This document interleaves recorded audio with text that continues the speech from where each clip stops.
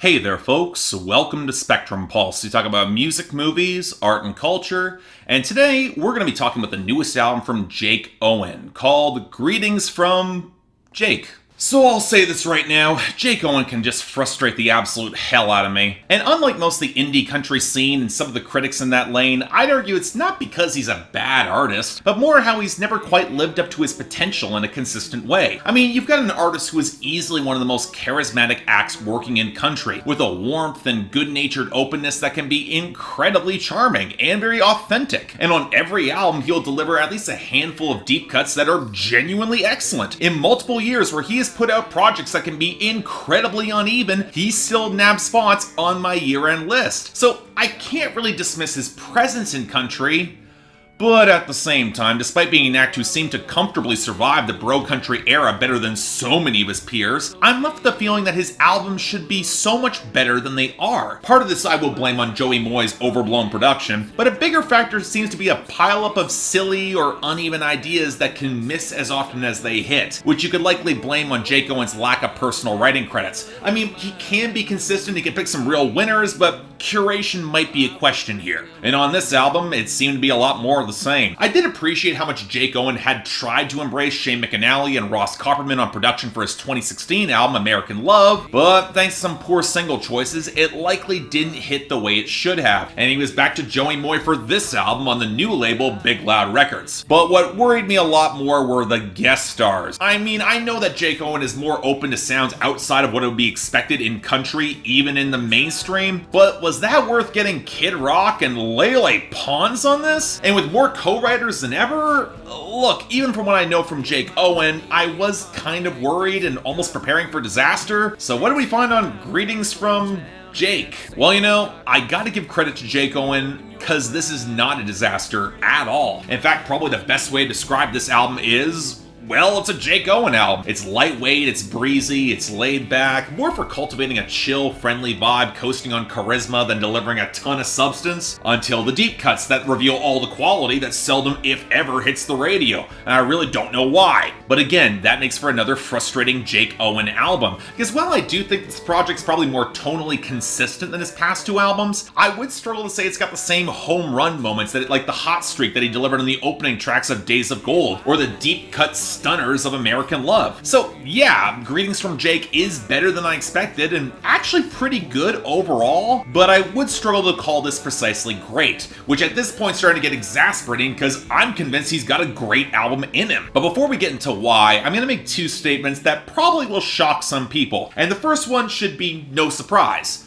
In the subgenre that is bro country, I have always held Jake Owen to be in the upper tier, if only because of the warmth and natural charisma. And for my second point, even if he didn't really have the kindest of words for the subgenre at the time, I would argue he did it better than most because the writing took some chances, and even got mildly subversive at spots, with Life of the Party being the biggest and arguably best example. But more importantly, it gave the songs a sense of drama and verve that played to other facets of his personality that you might not have often seen, which gave him a chance to show off his pretty considerable range. Whereas with this album, there's a very relaxed sense of mellowness, which is very much in his comfort zone and lends the album a consistent tone, and again, he's really good at this. But it also feels a little one-dimensional in spots, playing to a sound where even Kenny Chesney's punching higher these days off his last album. And sure, this might fit as a loose, upbeat party record, it arguably succeeds in what it's trying to do, but it's hard not to think that it might limit some of his broader appeal. Now, I will say that he and his team did to manage to wrangle far better than expected performances from both Kid Rock and Lele Pons, with neither song being an outright highlight, but they're not catastrophes either,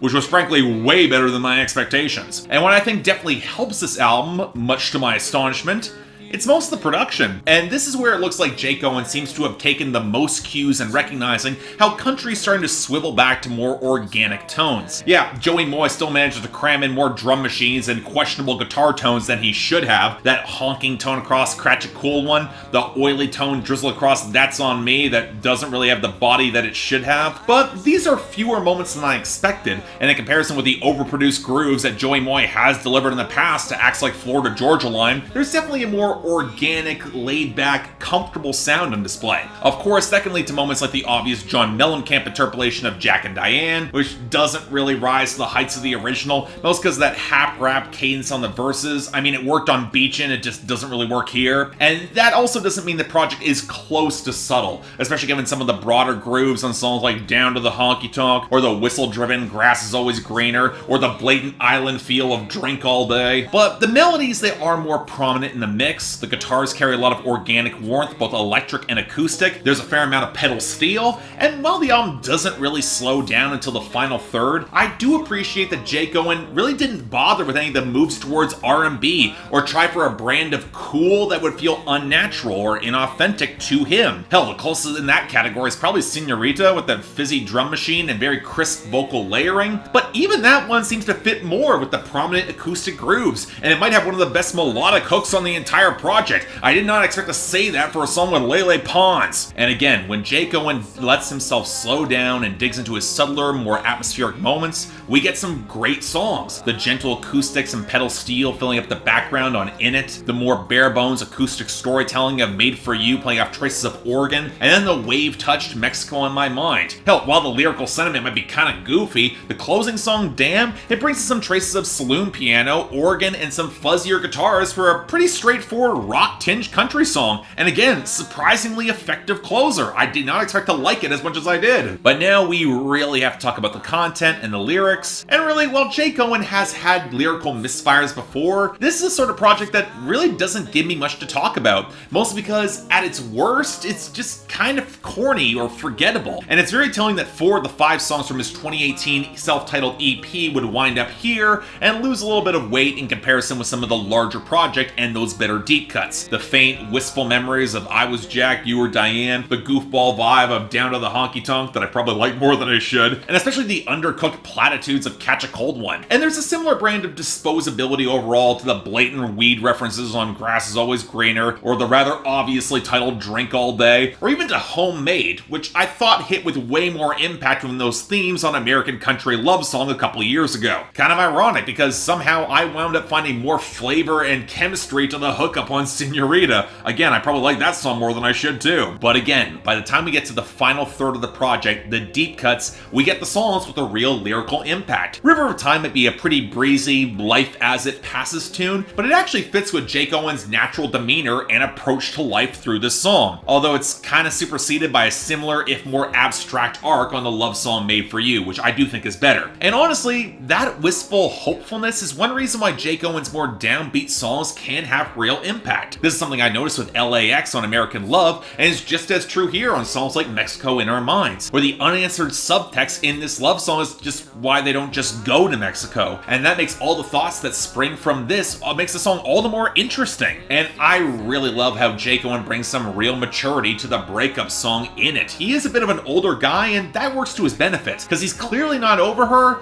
but he's also not about to force something that's not working, so he takes the high road and only wishes that she might remember a bit of him along the way in her story. It's a similar arc to LAX, but again, it's a really damn good one. So, as a whole, okay, look, I think it might be easier to praise this album as better than it might be, or for what it doesn't do in comparison with what it actually does, but I also can't deny that in comparison with American Love, it does feel more consistent in production. There's more great songs and less outright bad ones, and while I won't say it's better than Days of Gold, there's just more forward momentum and punch on the first half of that project than he probably gets credit. But I'd argue this is a focused step in the right direction overall, which is probably why he's going to stick around, is why I'm giving this a light 7 out of 10 and a recommendation. So if you're looking for a well-timed spring and summer album, give it a try.